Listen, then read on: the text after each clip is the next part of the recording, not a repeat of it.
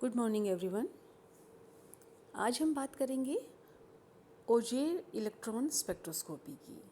ये जो वर्ड है ओजेर, एक्चुअली इंग्लिश में ऐसा वर्ड है जिसका मतलब है खोदना, कुछ ऐसा जो हम बोर करके छेद करके जो एक्ट करते हैं वो कहलाता है ओगेर।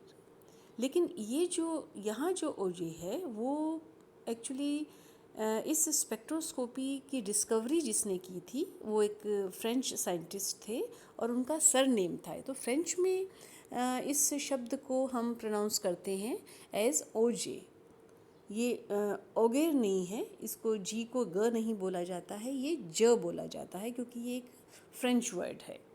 तो इसका करेक्ट जो प्रोनाउंसिएशन है वो है ओजेर इलेक्ट्रॉन स्पेक्ट्रोस्कोपी।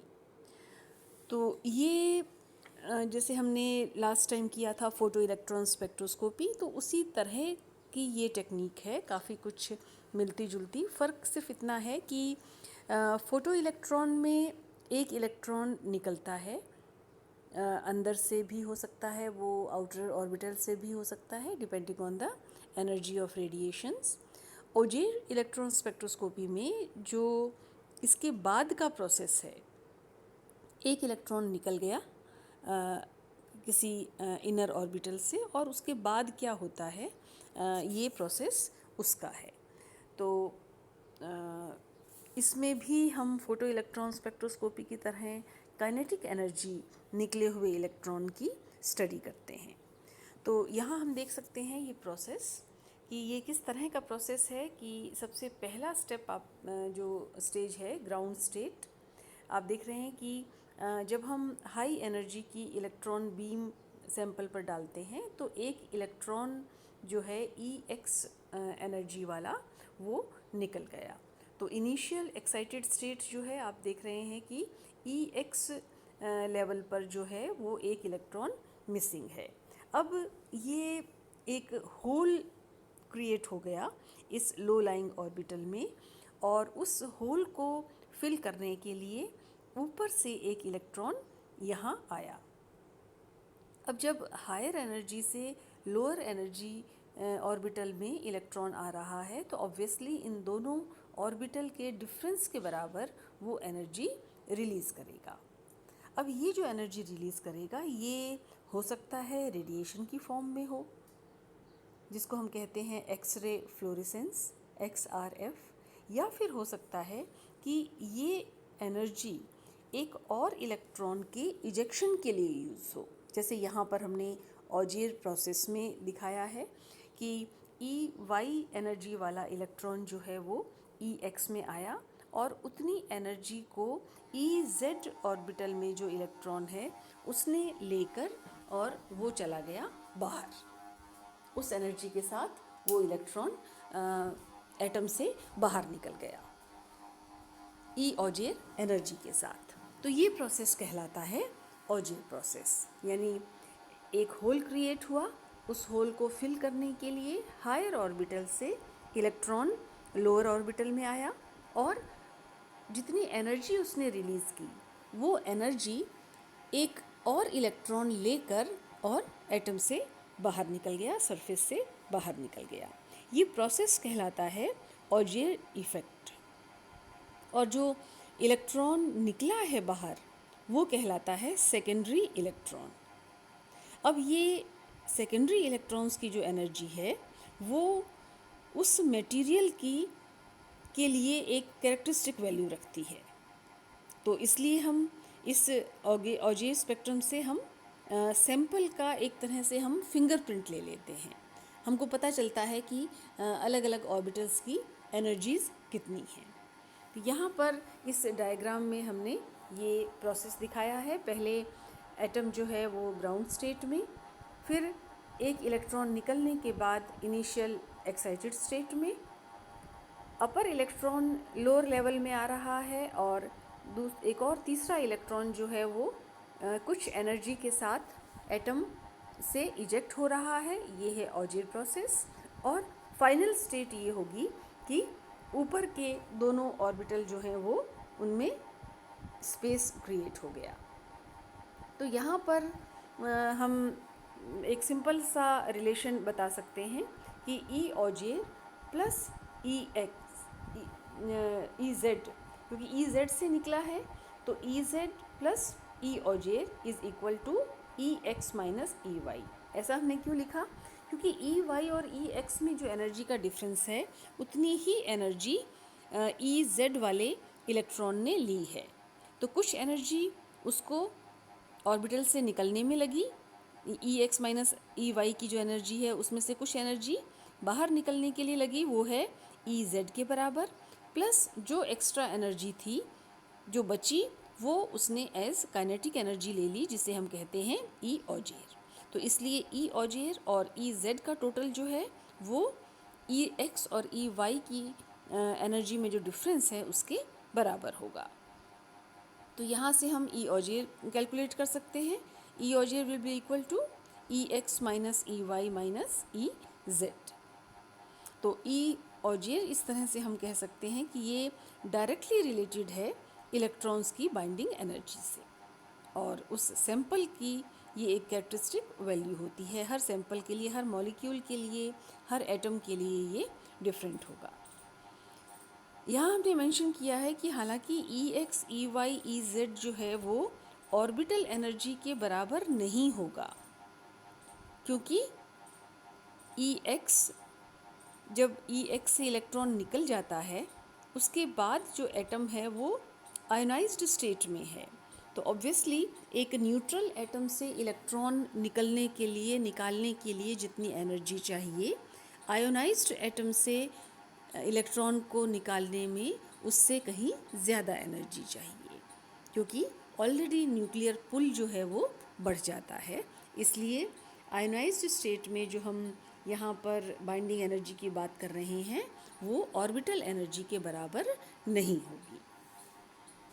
अब इसमें हम कुछ पॉइंट्स जो है वो हाईलाइट करेंगे कि सबसे पहले तो जैसे हमने अभी कहा कि जब ई वाई से ई एक्स पर आ रहा है इलेक्ट्रॉन, तो वो जो एनर्जी रिलीज़ कर रहा है वो AES की फॉर्म में भी हो सकती है, लेकिन साथ ही रेडिएशन की फॉर्म में भी हो सकती है, एक्स रे फ्लोरेसेंस जिसे हम कहते हैं XRF। तो ये दोनों जो प्रोसेस हैं AES और XRF, ये दोनों कॉम्पिटिटिव प्रोसेसेस हैं, दोनों में कंपटीशन चलता है। लेकिन होता ये है कि अगर एटम जो है वो छोटा है, यानी उसका एटॉमिक नंबर अगर 30 से कम है, तब तो इन दोनों प्रोसेसेस में से AES ऑजियल इलेक्ट्रॉन प्रोसेस जो है वो डोमिनेट करता है। और अगर एटम बड़ा है, हैवी है, यानी एटॉमिक नंबर अगर उसका ज़्यादा है, तो XRF एक्स-रे फ्लोरेसेंस जो है वो प्रीडोमिनेंटली वो फिनोमेनन होता है। दूसरी बात ये कि जो AES है, स्पेक्ट्रम जो है जो ऑजेर इलेक्ट्रॉन का, वो हमेशा डिफरेंशियल की फॉर्म में डिस्प्ले किया जाता है।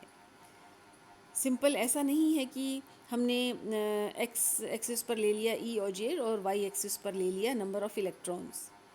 अगर हम ऐसा ड्रॉ करें तो प्रॉब्लम क्या होती है कि हमको डिस्टिंक्ट पीक्स नहीं दिखाई देती हैं, क्योंकि बैकग्राउंड जो है सिग्नल्स का वो स्लोपिंग बैकग्राउंड हमको मिलता है। स्लोपिंग मतलब पहले एम्पलीट्यूड उसका ज़्यादा होगा, फिर धीरे धीरे धीरे धीरे वो कम होता रहेगा। तो बैकग्राउंड में एक स्ट्रेट लाइन, हॉरिजॉन्टल लाइन नहीं मिलती है, बल्कि स्लोपिंग बैकग्राउंड मिलता है। और ऐसा इसलिए क्योंकि ऑजेर प्रोसेस के बाद भी कम एनर्जी वाले जो इलेक्ट्रॉन्स हैं वो धीरे धीरे धीरे धीरे निकलते रहते हैं, जिसे हम कहते हैं कैस्केड प्रोसेस। तो इस कारण से सिग्नल्स जो हैं वो बहुत क्लियर नहीं आ पाते अगर हम डिफरेंशियल के तौर पर नहीं लें तो। और जब हम डिफरेंशियल लेते हैं तो बैकग्राउंड जो है वो कैंसिल हो जाता है, तो इसलिए हम इसे इस फॉर्म में लेते हैं। इसका एक एग्जांपल लेते हैं सिलिकॉन का ऑजेर स्पेक्ट्रम। तो यहाँ आप देख रहे हैं कि ये डिफरेंशियल स्पेक्ट्रम जो है इसका, इसमें सिलिकॉन के केस में क्या होता है कि सबसे पहले जो इलेक्ट्रॉन बीम है वो 2s ऑर्बिटल से एक इलेक्ट्रॉन निकालती है। उसके बाद 3s से इलेक्ट्रॉन 2s में आता है और उस एनर्जी को लेकर 3p का इलेक्ट्रॉन निकल जाता है।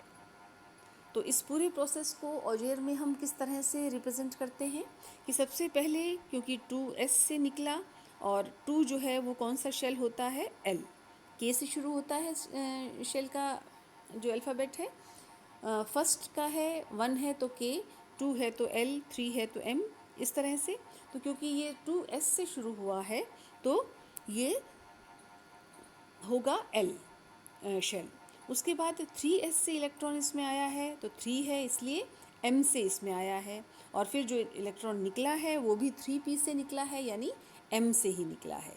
तो ये प्रोसेस फर्स्ट स्टेप है L से, सेकंड है M से, थर्ड भी M से। तो ये प्रोसेस कहलाता है LMM प्रोसेस। इंस्ट्रूमेंटेशन की जहाँ तक बात करें तो सेम PES की तरह का है ये।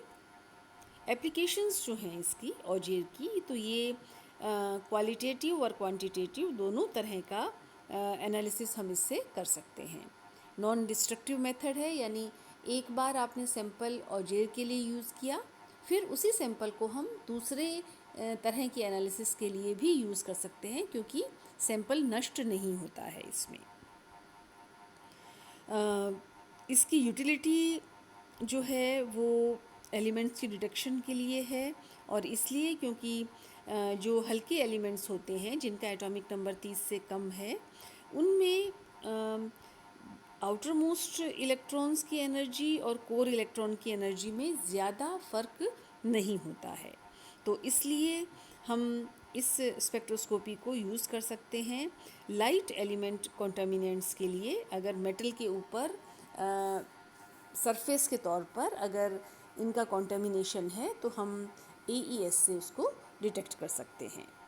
दूसरी बात ये कि अगर मेटल सरफेस पर किसी भी तरह की बॉन्डिंग हो रही है, केमिकल बॉन्डिंग, तो वो एनर्जी को, इलेक्ट्रॉन की एनर्जी को चेंज कर देगा, आउटर इलेक्ट्रॉन की एनर्जी को। जैसे मान लीजिए कुछ एड्जॉर्प्शन हुआ है किसी मेटल सरफेस पर, तो उसके कारण जो सरफेस एटम के आउटर ऑर्बिटल के इलेक्ट्रॉन हैं उनकी एनर्जी चेंज हो जाएगी। तो AES से हम उसे डिटेक्ट कर सकते हैं। तो ये इन्फॉर्मेशन देता है हमको कि किस तरह की किसी तरह की बॉन्डिंग हुई है या नहीं। तीसरी जो इन्फॉर्मेशन है वो हमको मिलती है क्वांटिटेटिव इन्फॉर्मेशन। जैसे हमने PES में कहा था कि अगर हम कंपेयर करें, नॉन कंपोजिशन वाला हमारे पास सैंपल हो, हम उसका AES लें और फिर अननोन का लें, तो हम इंटेंसिटीज़ को कंपेयर करके क्वांटिटेटिव एस्टिमेशन दे सकते हैं। हालांकि जैसा एस्का में था, जिसमें हमने कहा था कि बड़ी आसानी से हम और बहुत क्लियरली हम केमिकल एनालिसिस कर सकते हैं, एस्का में एक एग्जांपल को लेकर हमने समझाया भी था, वैसी एनालिसिस AES में पॉसिबल नहीं है। क्योंकि यहाँ पर जैसे सारे हाइड्रोकार्बन्स अगर हम लें तो सबकी एक सिंगल कार्बन पीक आती है। हाइड्रोजन कोई सिग्नल नहीं देता है, हीलियम कोई सिग्नल नहीं देता है ऑजियर स्पेक्ट्रम में। तो सभी तरह के हाइड्रोकार्बन एक सिंगल कार्बन पीक ही देंगे, तो हम वहाँ स्ट्रक्चर के बारे में कोई आइडिया नहीं दे सकते ऑजियर स्पेक्ट्रम से। एक यूज़फुल एप्लीकेशन है ऑजियर स्पेक्ट्रोस्कोपी की, स्कैनिंग ऑजियर इलेक्ट्रॉन माइक्रोस्कोपी या स्कैनिंग ऑजियर माइक्रोप्रोब, जिसे कहते हैं SAM।